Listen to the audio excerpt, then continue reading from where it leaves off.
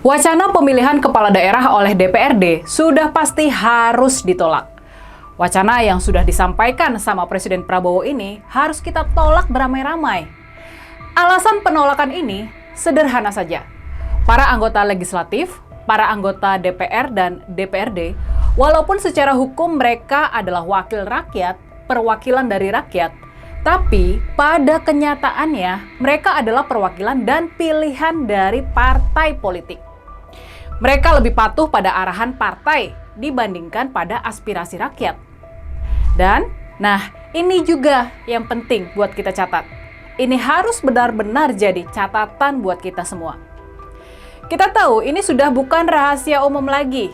Kita tahu kalau kebanyakan anggota legislatif memenangkan kursi jabatannya bukan karena benar-benar didukung oleh rakyat, melainkan karena praktek politik uang yang begitu marak dan sekarang ini sudah dilakukan secara terang-terangan, tanpa malu-malu dan juga tanpa takut-takut lagi. Kebanyakan dari mereka bisa menang dan terpilih karena politik uang serangan fajar. Dengan pelaksana dan pengawas pemilu yang sangat tidak berwibawa, yang kita juga tahu nggak luput dari kasus korupsi dan bahkan asusila, memang sangat wajar kalau pemilihan legislatif kita jadi begitu penuh kecurangan. Makanya, kalian percaya kalau tugas memilih kepala daerah diserahkan sama para anggota DPRD?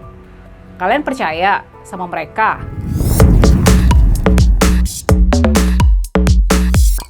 Kita tahu, kita sudah bisa menduga dan memprediksi kalau pemilihan kepala daerah oleh DPRD sama sekali nggak bakal menghentikan dan menghilangkan praktek politik uang.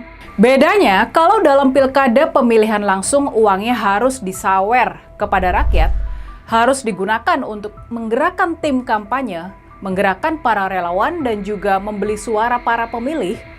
Dalam pilkada oleh DPRD, uang politik ini bakal mengalir deras ke para anggota dewan dan juga partai-partai politik.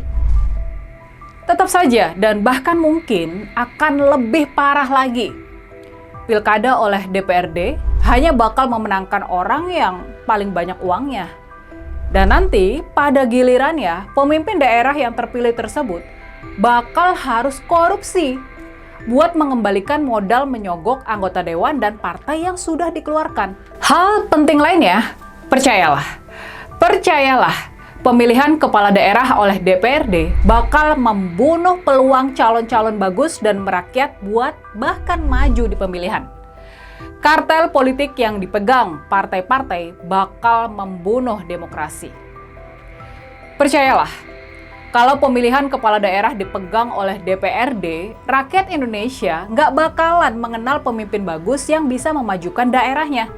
Seperti Pak Ahok di Jakarta, Bu Risma di Surabaya, Mas Hendy di Semarang, Pak Jokowi dulu di Solo, Kang Emil dulu di Bandung, Pak Azwar Anas di Banyuwangi, dan masih banyak lagi.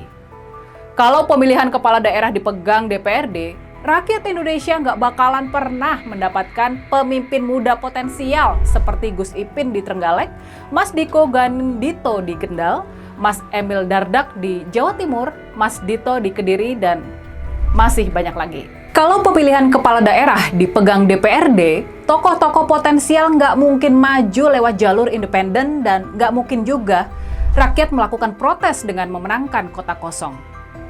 Kalau pemilihan kepala daerah dipegang DPRD, rakyat nggak bakal bisa menunjukkan sikap protes mereka pada pilihan calon dari partai-partai dengan cara golput atau melakukan gerakan coblos semua.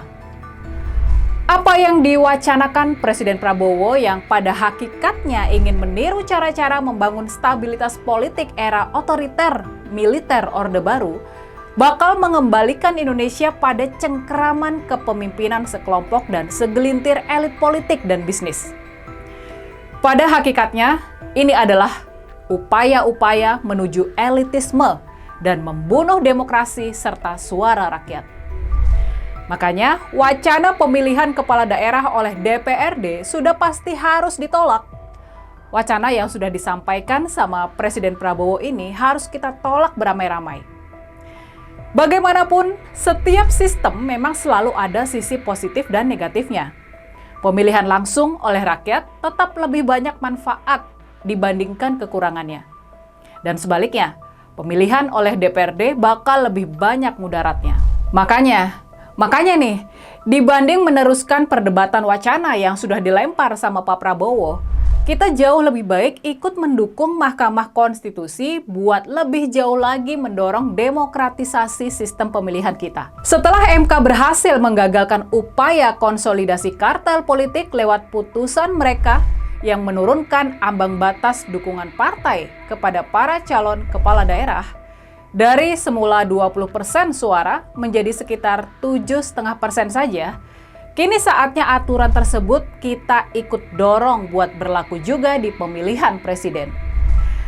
Dengan begitu, penguasa nggak bakal lagi bisa berlaku sewenang-wenang, membegal calon-calon potensial buat maju di pemilihan presiden mendatang.